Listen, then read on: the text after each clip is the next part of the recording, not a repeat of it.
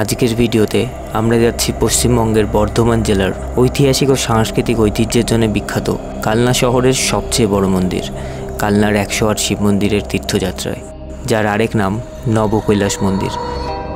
আজ আমাদের ভ্রমণ সঙ্গীরা হলো সৌশ, ফার্স্ট টাইম এসেছি আজকে এখানে, টিয়াশা, বেকার ভিডিওটা খারাপ হবে, মৃন্ময়, কি হচ্ছে আমি বুঝতে পারছি না, সুপ্রতীক এবং আমার দুই ছোট ভাই সঞ্জীব কি বলবো ও সুরঞ্জিত। আপনি কিছু বলবেন? আমি কি বলবো? তার সঙ্গে আশা করি তোমরাও থাকবে শেষ অবধি।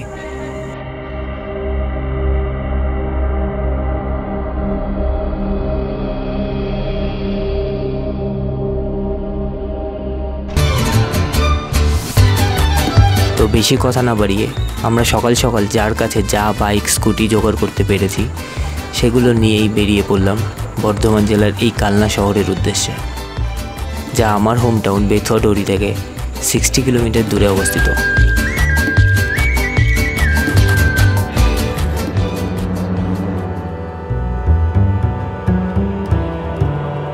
কালনা পৌঁছে আমরা প্রথম ঢুকলাম 108 শিব মন্দিরের ঠিক গা ঘেঁষেই অবস্থিত কালনার রাজবাড়ি মন্দিরের প্রাঙ্গণে, যার মধ্যে রয়েছে বিভিন্ন সময়ের রাজাদের আমলের তৈরি বিভিন্ন ভিন্ন কিছু দেবতাদের ঐতিহাসিক মন্দির।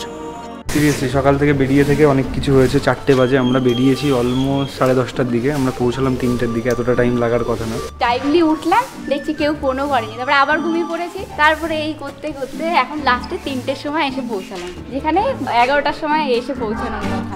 যতই সকাল সকাল বেরো না কেন, যখন তোমার সঙ্গে রয়েছে 5 জন 5 রকমের বন্ধু, তাদের সবাইকে এক জায়গায় করে যাত্রা শুরু করাটাই একটা চ্যালেঞ্জের ছিল। কিন্তু শেষে সবাইকে একত্রিত করে বের হতে পেরে যেন বিশ্বজয়ের স্বাদ অর্জন করলাম। কালনা রাজবাড়ি প্রাঙ্গণের সবচেয়ে প্রাচীন মন্দির হল 1739 সালে তৈরি লালজি মন্দির। মহারাজা জগৎরামের স্ত্রী রাজকিশোরী দেবী এই মন্দিরটি নির্মাণ করেন। মন্দিরের গর্ভগৃহে রয়েছে রাধাকৃষ্ণের বিগ্রহ। এই মন্দিরটির দ্বিতীয় তলাটি অষ্টকোণা নকশায় নির্মিত, যার ফলে প্রতিটি কোণাতেই রয়েছে একটি করে চূড়া। অসংখ্য নিখুঁত কারুকার্যের সঙ্গে এই মন্দিরের প্রত্যেকটা ইঞ্চিতে খণ্ডিত রয়েছে রামায়ণ, মহাভারত, পুরাণ এবং রাজবাড়ির ইতিহাসের দৃশ্য। প্রত্যেকটা ডিটেলিং, প্রত্যেকটা ডিজাইন নেক্সট লেভেল ছিল। এখন যেহেতু অনেক বছর হয়ে গেছে, সেটা এখনও রয়েছে দাঁড়িয়ে, সেটা অনেক বড় একটা ব্যাপার। কিন্তু তারপরেও এটা ডিটেলিংটা খুব ভালোভাবে বোঝা যাচ্ছে। ওয়ালের উপর আঁকা প্রত্যেকটা মূর্তি দিয়ে যেন একটা স্টোরি বলা হয়েছে। এখানে অনেকটা ক্ষয়ে গেছে, আগের মতো সেই অবস্থা নেই। অবিশ্বাস্য নিখুঁত কারুকার্য দিয়ে তৈরি এই মন্দিরটি এখনও সময়ের সাথে যুদ্ধ করে যাচ্ছে তার সৌন্দর্য ধরে রাখার জন্যে।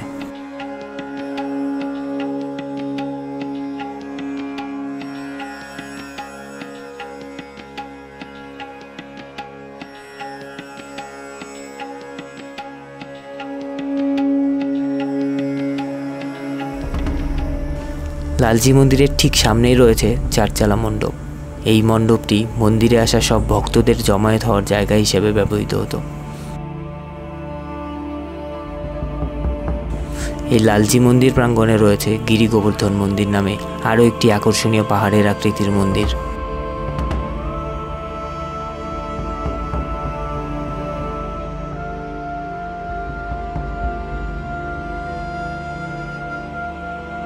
এছাড়াও এই রাজবাড়ি মন্দির প্রাঙ্গণে রয়েছে প্রতাপেশ্বর মন্দির, যেখানে রয়েছে শিবজি, রাসমঞ্চ, যেখানে রাধাকৃষ্ণের রাসলীলা উদযাপিত হতো,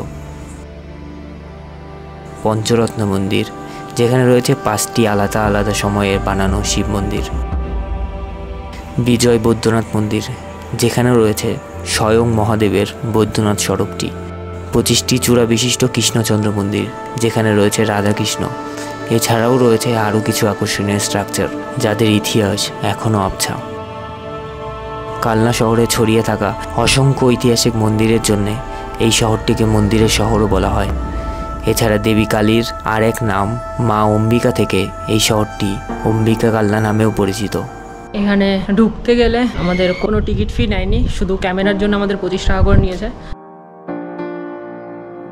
এরপরে কিছুটা সময় এই মন্দির প্রাঙ্গণে কাটানোর পর ফাইনালি আমরা চলে এসেছি 108 শিব মন্দির প্রাঙ্গণের ভেতরে, যার আরেক নাম নবকৈলাস মন্দির। কালনার এই 108 শিব মন্দির কমপ্লেক্সটি 1809 সালে রাজা কৃষ্ণচন্দ্র রায়ের শাসনকালে নির্মিত হয়েছিল।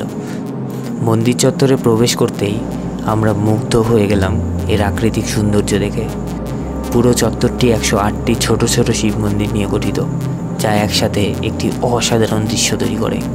মানে ফার্স্টে আমরা যে মন্দিরে ঢুকেছি সেটা ছিল হলো রাধাকৃষ্ণ মন্দির। এই যে 108টা শিব মন্দির, এই শিব মন্দিরের সঙ্গেই একসঙ্গে এই জায়গাটা রিজার্ভ, যেগুলো টেক কেয়ার করছে সেন্ট্রাল গভর্নমেন্ট। তো যে কেউ সময় পেলে আসো, কৃষ্ণনগর থেকে 40 থেকে 45 কিলোমিটার দূর হবে। মন্দিরটি দুটি বৃত্তাকার আকৃতির মধ্যে নির্মিত, যার বাইরের বৃত্তে 74টি এবং ভেতরের বৃত্তে 34টি ছোট মন্দির রয়েছে, যার প্রতিটি ছোট মন্দিরের মধ্যে একটি করে শিবলিঙ্গ স্থাপন করা আছে।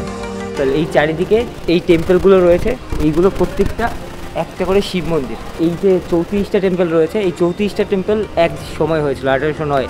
তো তার কিছু বছর পরে এই বাকি যে 74টা টেম্পল রয়েছে, এই 74টা টেম্পল হয়। তারপরে টোটাল টেম্পল হয় 108টা, কিন্তু 108টা টেম্পল একসঙ্গে হয়নি।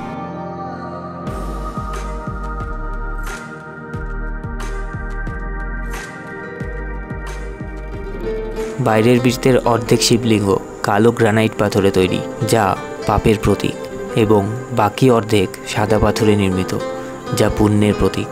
প্রতিটি মন্দিরের শিখর একই উচ্চতায় এবং একই ডিজাইনে নির্মিত, যা স্থাপত্যশৈলীর একটি বিশেষ বৈশিষ্ট্য।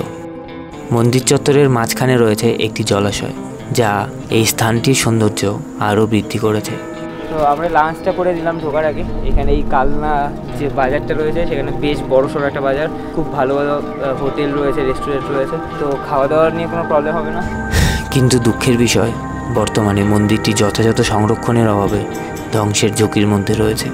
তবুও যেন বর্ধমান জেলার কালনায় অবস্থিত এই 108 শিব মন্দিরের প্রত্যেকটা কাঠামো এখনও দাঁড়িয়ে আছে আমাদের ভারতবর্ষের অতীত যুগের কিছু ঐতিহাসিক গল্প নিয়ে।